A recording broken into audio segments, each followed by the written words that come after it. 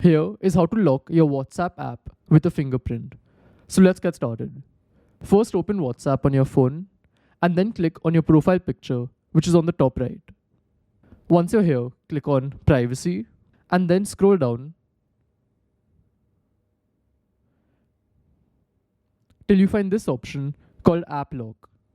Click on it and you can see it's currently disabled it.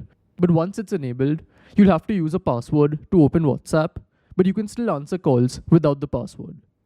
So if you want to do this, just enable it, put your fingerprint. You have a few more options related to this.